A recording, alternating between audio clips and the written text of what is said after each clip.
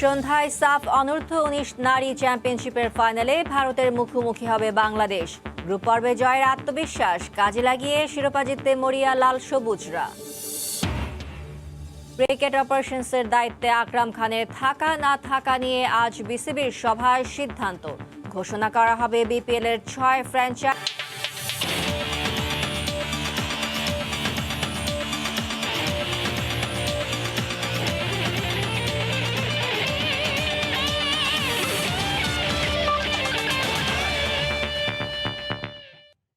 বিশ্বের নানা প্রান্তের খেলাধুলার খবর নিয়ে আমাদের নিয়মিত আয়োজন খেলার সময়, আর এই আয়োজনে আপনাদের সঙ্গে আছি আমি ফারজানা মুমু। শুরুতেই সাফ অনূর্ধ্ব-19 নারী চ্যাম্পিয়নশিপের খবর। দেশের ফুটবলে বছরের প্রথম ট্রফি জয় থেকে আর মাত্র এক ধাপ দূরে বাংলাদেশ। অনূর্ধ্ব-19 সাফ ফাইনালে আজ ভারতের মুখোমুখি হচ্ছে লাল সবুজ প্রতিনিধিরা। প্রতিপক্ষ ভারত বলেই যত ভয় স্বাগতিকদের, যদিও গ্রুপ পর্বে 1-0 গোলে জয় আশা দেখাচ্ছে মারিয়া মান্ডাদের। কমলাপুর স্টেডিয়ামে ম্যাচটি শুরু হবে সন্ধ্যা 6টায়। বছরের শেষে এসে 2021 সালের প্রথম ট্রফি জয়ের দ্বার প্রান্তে বাংলাদেশ। সাফ অনূর্ধ্ব-19 নারী চ্যাম্পিয়নশিপের ফাইনালে মেয়েরা। টুর্নামেন্টে এখন পর্যন্ত অপরাজিত থাকা স্বাগতিকদের মুখোমুখি এশিয়ান জায়ান্ট ভারত। অনুশীলনে তাই ভীষণ সিরিয়াস গোলাম রব্বানী ছোটন শিষ্যরা।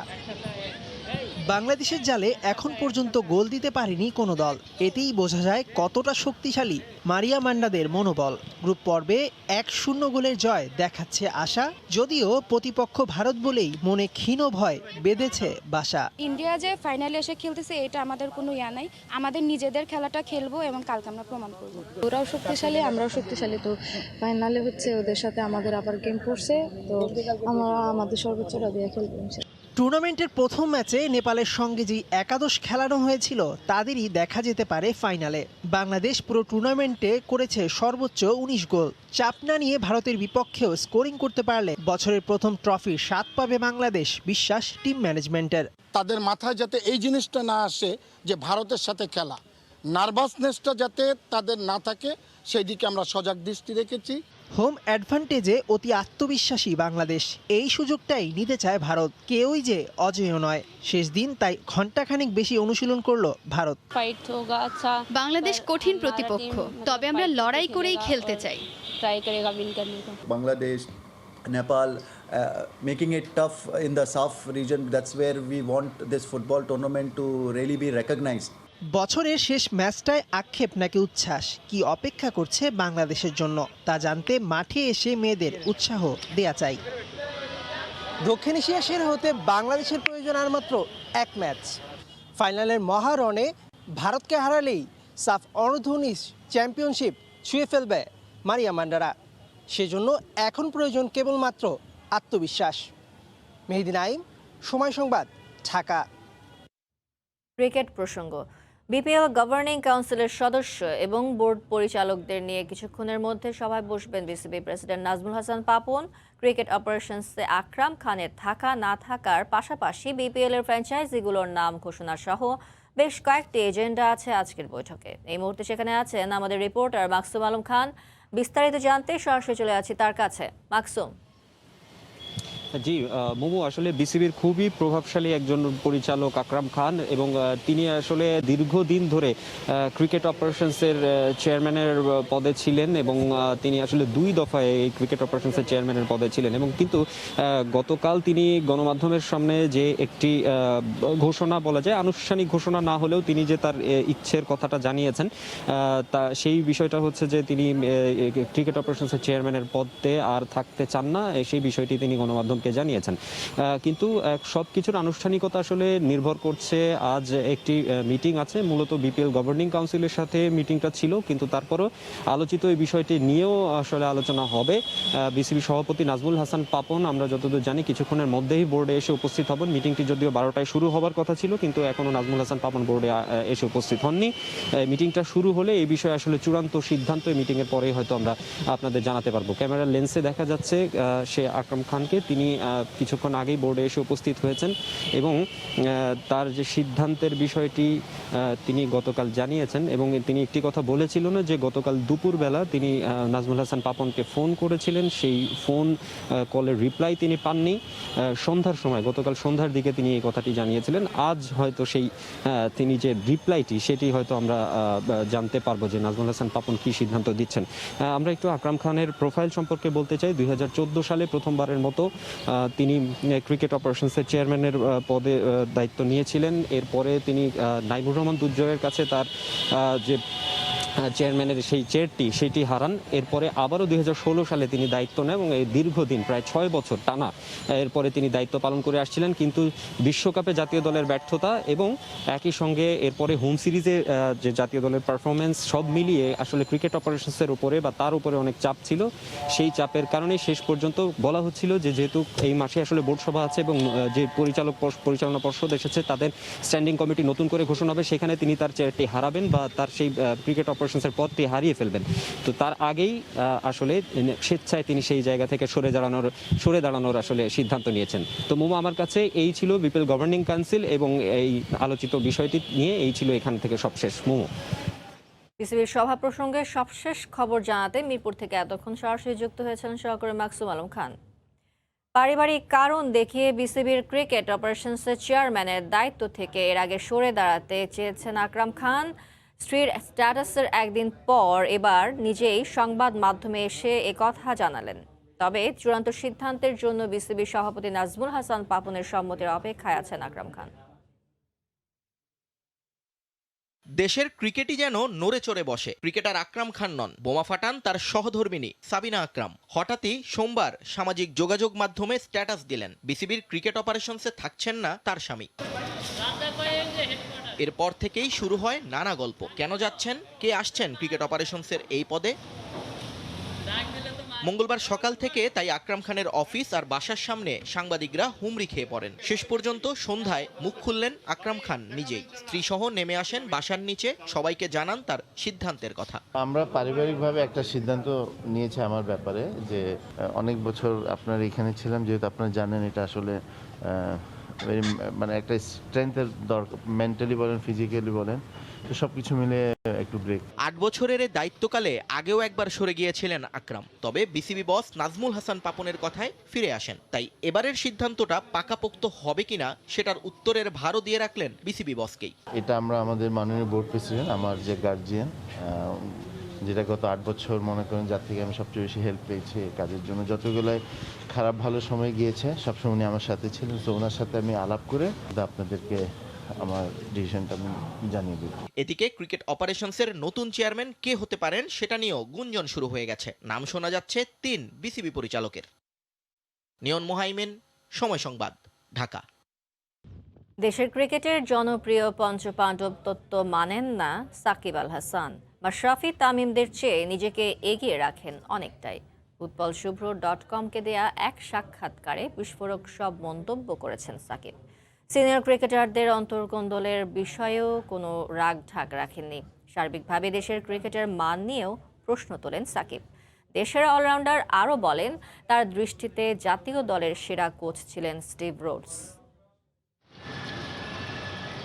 আবারও বোমা ফাটিয়েছেন সাকিব আল হাসান। দেশের ক্রিকেট বিষয়ক এক অনলাইন পোর্টালে দেয়া সাকিবের সাক্ষাৎকার জন্ম দিয়েছে নতুন বিতর্কের। সবচেয়ে বেশি আলোচনা হচ্ছে পঞ্চপাণ্ডব নিয়ে তার মন্তব্যে। জাতীয় দলের সমসাময়িক সিনিয়র ক্রিকেটারদের নিজের কাতারেই রাখতে নারাজ সাকিব, এমনকি দেশের ক্রিকেটের সফলতম অধিনায়ক মাশরাফি বিন মুর্তজাকেও নয়। বাংলাদেশের ক্রিকেট নতুন রং পেয়েছিল তাদের ছোঁয়ায়। যে কোনো প্রতিপক্ষকে চ্যালেঞ্জ জানাতে পারে দলটা, সমর্থকদের মনে এ বিশ্বাস তৈরি হয়েছিল তাদের মাধ্যমে। মাঠে 5 জনের রসায়নে ক্রিকেট নিয়ে নতুন দিনের স্বপ্ন দেখতে থাকে গোটা দেশ। একসঙ্গে তাদের ডাকা হয় পঞ্চপাণ্ডব বা ফ্যান্টাস্টিক 5। মাশরাফি, সাকিব, তামিম, মুশফিক ও মাহমুদুল্লাহ, এই 5 জন টাইগার ক্রিকেটের একটা প্রজন্মেরই প্রতিনিধি। লাল সবুজ জার্সিতে 3 ফরম্যাট মিলে একসঙ্গে 111 ম্যাচ খেলেছেন তারা, যার 50% ম্যাচই জিতেছে বাংলাদেশ। মাঠে যাদের ঐক্য জুনিয়রদের জন্য অনুকরণীয়, মাঠের বাইরে তাদের মাঝে এত দ্বন্দ্ব। এতদিন ছিল গুঞ্জন, এখন যা প্রকাশ্যে। সবশেষ সাক্ষাৎকারে কোনো লুকোচুরি রাখেননি সাকিব। একসময়ের বন্ধু তামিমের সঙ্গে দূরত্বের কথা স্বীকার করেছেন অকপটে। কোচ ইস্যুতেও পরিষ্কার মতামত দিয়েছেন। সিনিয়র ক্রিকেটারদের অনেকে চান্ডিকা হাথুরুসিংহেকে সেরা বললেও দেশসেরা অলরাউন্ডারের দৃষ্টিতে সেরা স্টিভ রোডস। তার অধীনেই তো 2019 ওয়ানডে বিশ্বকাপে 606 রান ও 11 উইকেটের ওই ঐতিহাসিক পারফরম্যান্স উপহার দিয়েছিলেন মিস্টার 75। তবে দলের বাজে পারফরম্যান্সের জেরে বিশ্বকাপের পর চাকরি হারিয়েছিলেন ইংলিশ কোচ, যদিও শীর্ষের মনে জায়গাটা ধরে রেখেছেন রোডস।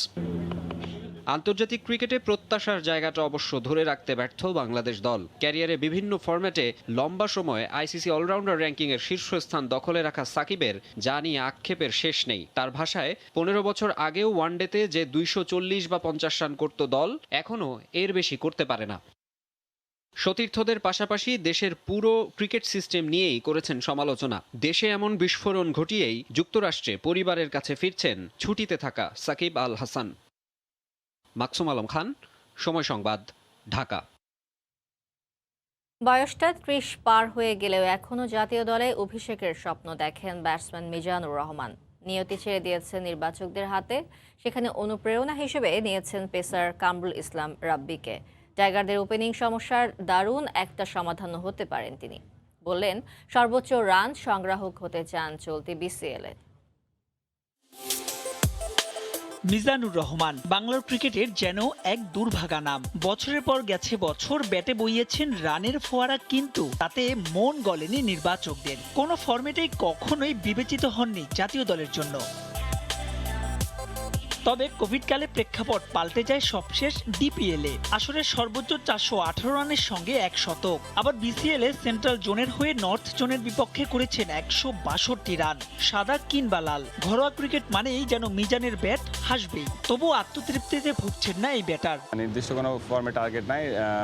আমি টি20 খেলতে বেশি স্বাচ্ছন্দ্য বোধ করি, বাট রেড বলটাও চেষ্টা করি যখন 4 ডে ওইভাবে চেষ্টা করি যে নিজেকে প্রিপেয়ার করার। তো আমি চেষ্টা করি যে স্বপ্ন থাকে সবাই জাতীয় টিমে খেলা, আমারও স্বপ্ন আছে। তো চেষ্টা করি যে ভালো খেলবো এবং যে টুর্নামেন্ট স্টার্ট করছি যেভাবে স্টার্ট করছি এভাবে যেন শেষ করতে পারি। প্রথম শ্রেণীর ক্রিকেটে 11 বছরের ক্যারিয়ারের প্রায় পুরোটা সময় খেলেছেন ওপেনার হিসেবে। এই স্লটে টাইগারদের টানা ব্যর্থতার সমাধান হতে পারেন এই ডানহাতি। রাব্বি এনসিএলে ভালো খেলছে, সে অস্ট্রেলিয়ামে কামব্যাক করছে, তো এই জন্যে ভালো খেলার কোনো বিকল্প নাই। আমি তো ছোটবেলা থেকে ওপেন করে আসছি, ওইখানেই স্বাচ্ছন্দ্য বোধ করি যে ওপেন খেলা। তবে সেখানেও আছে আক্ষেপ, কারণ বয়স পার হয়েছে 30। অন্য দেশে যেখানে এই বয়সে হয় অভিষেক, বাংলাদেশে সেখানে ফেলে বাতিলের খাতায়। তবুও একটা সুযোগের অপেক্ষায় মিজানুর। বয়স আসলে এখন আমার মনে হয় যে ফ্যাক্টর, পারফরমেন্স করলে আপনি ডাক পাবেন, এটাই স্বাভাবিক। যে টুর্নামেন্টটা আসে সেই টুর্নামেন্টে চিন্তা করি যে কতখানি ভালো করা যায়। আমার হাতে তো আসলে সিলেকশন নাই, আমার হাতে আছে ভালো খেলা, সেই চেষ্টাটাই করি সবসময়। সেই সঙ্গে চলতি বিসিএলে সর্বোচ্চ রান সংগ্রহ হওয়ার লক্ষ্য পদ্মাপাড়ের এই ক্রিকেটারের। মাহবুব রিমন, সময় সংবাদ, ঢাকা। অনূর্ধ্ব-19 এশিয়া কাপ এবং বিশ্বকাপ খেলতে দেশ ছেড়েছে বাংলাদেশ যুব ক্রিকেট দল। এশিয়া কাপের অভিজ্ঞতা কাজে লাগিয়ে বিশ্বকাপ শিরোপা ধরে রাখার লক্ষ্য যুবাদের, এমনটা জানিয়েছেন ব্যাটসম্যান প্রান্তিক নওরোজ নাবিল। ভারসাম্যপূর্ণ দল নিয়ে এশিয়া কাপ জয়ের আক্ষেপও ঘোচাতে চান আরেক ব্যাটার ইফতেখার হোসাইন ইফতি। আরও একটা স্বপ্নযাত্রা। বাংলাদেশ অনূর্ধ্ব-19 ক্রিকেট দলের এবারের উদ্দেশ্য সংযুক্ত আরব আমিরাত। বিশ্ব চ্যাম্পিয়নের তকমাটা এখনও তরতাজা। দরজায় কড়া নাড়ছে আরও একটি বিশ্বকাপ, তার আগে মিশন অনূর্ধ্ব এশিয়া কাপ। দেশের মাটিতে সংক্ষিপ্ত ক্যাম্প, তার আগে ভারতে ত্রিদলীয় এবং আফগানিস্তানের বিপক্ষে সিরিজ জয়। আত্মবিশ্বাসী যুবারা দুবাইতে হবে অনূর্ধ্ব-19 এশিয়া কাপ, তার আগে দেশ ছেড়েছে বাংলাদেশ। সাম্প্রতিক পারফরমেন্সে আশাবাদী যুবারা এশিয়া কাপের আক্ষেপ ঘুচিয়ে নিতে চান। আমাদের টিম অনেক ব্যালেন্স টিম, ইনশাল্লাহ আশা করি এবার আমরা চ্যাম্পিয়ন হব। আগেরবার কখনোই চ্যাম্পিয়ন হতে পারি নাই, কিন্তু এবার ইনশাল্লাহ আমরা চ্যাম্পিয়ন হয়ে দেশের জন্য কিছু নিয়ে আসবো। আর আমাদের টিমটা অনেক ব্যালেন্স আছে, সবার অনেক বিশ্বাস আছে। ওয়ার্ল্ড কাপের মতো একটা মেজর টুর্নামেন্টে যাওয়ার আগে ডেফিনেটলি এশিয়া কাপের মতো একটা টুর্নামেন্ট অনেক হেল্প হিসেবে কাজ করবে আমাদের। অ্যান্ড এখানে ভালো ভালো টিমের সাথে খেলার এক্সপিরিয়েন্স গ্যাদার করতে পারবো আমরা, এবং এই জিনিসটা কাজে লাগে ইনশাল্লাহ আমরা ওয়ার্ল্ড কাপে সেটা ফুল ইউজ করার ট্রাই করবো। দুবাইয়ের পাট চুকিয়ে বাংলাদেশের গন্তব্য ওয়েস্ট ইন্ডিজ। ক্যারিবিয়ান দ্বীপে লড়াই হবে বিশ্বকাপ ট্রফি ধরে রাখার, তাই এশিয়া কাপটা বেশ গুরুত্বের সাথে নিয়েছে যুবারা। আমরা টেকনিক্যালি অনেক উন্নতি করেছি, ইনশাল্লাহ এশিয়া কাপ আর ওয়ার্ল্ড কাপে আমরা ওগুলো প্রতিফলন দেখাতে পারবো। তো 1-1.5 বছর ধরে আমরা যে আন্ডার-19 ট্রেনিং করছি, আমাদের প্রিপারেশন অনেক ভালো হয়েছে। আর কোভিড প্যান্ডামিকের জন্য এই আগের ব্যাচের সাথে এই কম্প্যারিজন করার কোনো হয় না, কারণ দুইটা টিমের সিচুয়েশন দুই রকম এবং কম্পারেবলি ওয়ার্ল্ড ক্রিকেটের বাকি যে টিমগুলো আছে তারা যেরকম প্রিপারেশন নিয়েছে তার তুলনায় আমাদের থেকে বিসিবির থেকে আমরা অনেক ভালোভাবে প্রিপারেশন নেওয়ার সুযোগ পেয়েছি। অ্যান্ড এই বেনিফিটটা অ্যাডভান্টেজটা কাজে লাগিয়ে আমরা ওয়ার্ল্ড কাপে সেটার ফুল ইউটিলাইজ করার ট্রাই করবো ইনশাল্লাহ। সংযুক্ত আরব আমিরাতে একদিনের কোয়ারেন্টিন করবে রাকিবুল সাকিবরা। এরপর সেখানে অনুশীলনের সুযোগ পাবেন তারা। 24 এবং 25 ডিসেম্বর এশিয়া কাপের গ্রুপ পর্বে নেপাল কুয়েতের বিপক্ষে ম্যাচ খেলবে বাংলাদেশ। 28 ডিসেম্বর শেষ ম্যাচে শ্রীলঙ্কার মুখোমুখি হবে নাবিদ নওয়াজের দল। আসরের ফাইনাল হবে 31 ডিসেম্বর। তারেক হোসেন শিমুল, সময় সংবাদ, ঢাকা। জানুয়ারির শেষ সপ্তাহে ফিফা উইন্ডোতে লাওস কিংবা মঙ্গোলিয়ার সঙ্গে দুটি প্রীতি ম্যাচ খেলতে যাচ্ছে বাংলাদেশ জাতীয় ফুটবল দল। 4 দেশকে প্রস্তাব দেওয়ার পর এই দুই দেশ রাজি হয়েছে বলে সময় সংবাদকে জানিয়েছেন বাফুফের সাধারণ সম্পাদক আবু নাইম সোহাগ। এদিকে জাতীয় দলের জন্য নতুন হেড কোচ পাওয়ার দ্বারপ্রান্তে বাফুফে। জানুয়ারির প্রথম সপ্তাহে জার্মানি, ইংল্যান্ড, ফ্রান্স আর নেদারল্যান্ডসের 4 কোচের সঙ্গে আলোচনা সাপেক্ষে একজনকে করা হবে চূড়ান্ত। আক্ষেপে মোড়ানো একটা বছর শেষ করতে যাচ্ছে বাংলাদেশ জাতীয় ফুটবল দল। নেপালে 3 জাতি টুর্নামেন্টের ফাইনালে হার, আর মালদ্বীপ ও শ্রীলঙ্কায় 2টি টুর্নামেন্টের ফাইনালে ওঠার সুযোগ থাকলেও প্রত্যাশা পূরণে ব্যর্থ হয় বাংলাদেশ। বিশ্বকাপের বছরে নতুন স্বপ্ন নিয়ে শুরু করতে চায় লাল সবুজের দল। জানুয়ারি মাসে দ্বিপাক্ষিক সিরিজ খেলতে যাচ্ছে বাংলাদেশ। 24 জানুয়ারি থেকে শুরু হচ্ছে ফিফার বছরের প্রথম উইন্ডো। নিজেদের মাঠে 2টি প্রীতি ম্যাচ খেলতে ইতোমধ্যে নেপাল, কম্বোডিয়া, মঙ্গোলিয়া আর লাওসকে চিঠি দিয়েছে বাংলাদেশ ফুটবল ফেডারেশন। কম্বোডিয়া আর নেপাল কিছু না জানালেও লাওস ও মঙ্গোলিয়া প্রাথমিকভাবে সম্মতি দিয়েছে। সবকিছু ঠিক থাকলে জানুয়ারির শেষ সপ্তাহে এই দুই দেশ থেকে একটি দেশ আসছে বাংলাদেশে খেলতে। লাওস এবং মঙ্গোলিয়া তাদের সাথেই আসলে কমিউনিকেশন করছি। প্রাথমিকভাবে তারা খেলতে রাজি আছে, সেই বিষয়টা আসলে কনফার্ম করতে চাই এবং তার পরবর্তীতে প্রয়োজন হলে আমাদের দল বাহিরে গিয়ে খেলবে। বাট আমাদের প্রাথমিক ইচ্ছা হচ্ছে আমাদের এই জানুয়ারি উইন্ডোর 2টো ম্যাচ যদি আমরা খেলতে পারি, আমরা অপোনেন্ট জোগাড় করতে পারি, সেটা আমরা চাচ্ছি আমাদের দেশের মাটিতে আয়োজিত হোক। এই সিরিজের আগে নতুন কোচ পাওয়া চাই। আগস্ট থেকেই যে পূর্ণকালীন কোচ শূন্য জামাল ভুঁইয়ারা। জেমিডের বিকল্প খোঁজা হচ্ছে তাই হন্যে হয়ে। আপাতত জার্মানি, নেদারল্যান্ডস, ফ্রান্স ও ইংল্যান্ড, ইউরোপের এই 4 দেশের কোচের সঙ্গে কথা এগোচ্ছে বাফুফের। এখান থেকেই নেওয়া হবে একজন। 3 থেকে 4টি সিভি নিয়ে আমাদের ন্যাশনাল টিমস কমিটি, আমাদের technical department, we are working. যেহেতু আমাদের জাতীয় দলের জন্য ভালো একজন কোচ আমরা নিয়োগ দিতে চাই, সো সেই কনসিডারেশন থেকে অনেক বিষয়বস্তুগুলোই আসলে যাচাই বাছাই করতে হচ্ছে, দেখতে হচ্ছে, কমিউনিকেশন করতে হচ্ছে, অনেক সময় জুম মিটিং হচ্ছে। বেতন ও অন্যান্য সুবিধাদি যাচাই করে জানুয়ারির প্রথম সপ্তাহেই চূড়ান্ত কোচ নিয়োগ দেবে বাফুফে। মেহেদী নাইম, সময় সংবাদ, ঢাকা। ক্রিকেট থেকে অবসর নিয়ে এবার কোচের দায়িত্ব নিচ্ছেন রায়ান টেন ডাসকাটে। কাউন্টির দল কেন্টের ব্যাটিং কোচ হিসেবে নিযুক্ত হচ্ছেন ডাসকাটে। জানুয়ারির 1 তারিখ থেকে দলটির কোচ হিসেবে দেখা যাবে তাকে। নেদারল্যান্ডসের সাবেক ক্রিকেটার রায়ান টেন ডাসকাটে ক্রিকেটার হিসেবে কাটিয়েছেন দীর্ঘ সময়। এবার তার নতুন অভিজ্ঞতা অর্জনের যাত্রা শুরু কোচ হিসেবে। 2003 সাল থেকে এসেক্সের জার্সি গায়ে অভিষেক হওয়া থেকে শুরু করে দীর্ঘ 2 দশক একই কাউন্টির হয়ে খেলেছেন রায়ান। কাউন্টি দলের হয়ে 17,000-এর বেশি রান এবং 350টি উইকেটও নিয়েছেন তিনি। জাতীয় দলের হয়ে বেশ কিছু রেকর্ডও গড়েছেন। তবে এত অর্জনের পর ডাসকাটে এবার পেতে চান নতুন অভিজ্ঞতা। 41 বছর বয়সী এই অলরাউন্ডার গেল অক্টোবরে নেদারল্যান্ডসের টি-20 বিশ্বকাপ খেলার মধ্য দিয়ে অবসরে যান। কেন্ট স্কোয়াড এবং ম্যাট ওয়াকারের সাথে কাজ করার সুযোগ পেয়ে তিনি বেশ খুশি। 2022-এর 1 জানুয়ারিতেই তিনি কোচ হিসেবে যুক্ত হচ্ছেন কেন্টের ব্যাটিং হিসেবে।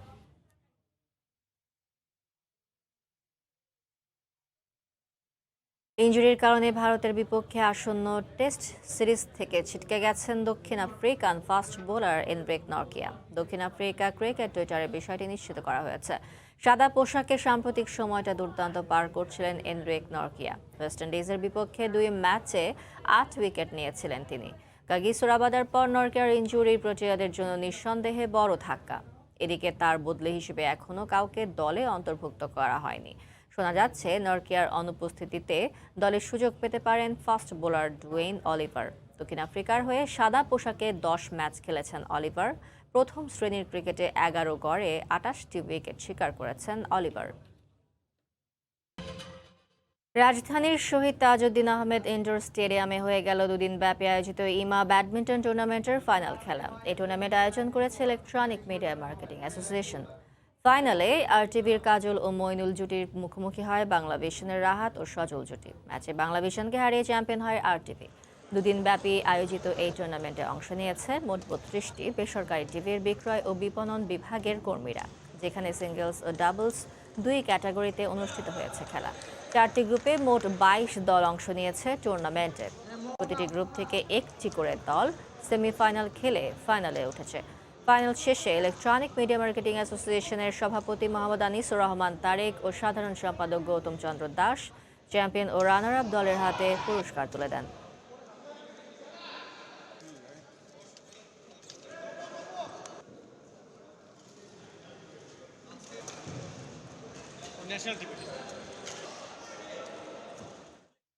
খেলার সময় শিরোনামগুলো জানিয়ে দিচ্ছি আরও একবার। সন্ধ্যায় সাফ অনূর্ধ্ব-19 নারী চ্যাম্পিয়নশিপের ফাইনালে ভারতের মুখোমুখি হবে বাংলাদেশ। গ্রুপ পর্বে জয়ের আত্মবিশ্বাস কাজে লাগিয়ে শিরোপা জিততে মরিয়া লাল সবুজরা। ক্রিকেট অপারেশনসের দায়িত্বে আকরাম খানের থাকা না থাকা নিয়ে আজ বিসিবির সভায় সিদ্ধান্ত। ঘোষণা করা হবে বিপিএল এর 6 ফ্র্যাঞ্চাইজির নাম।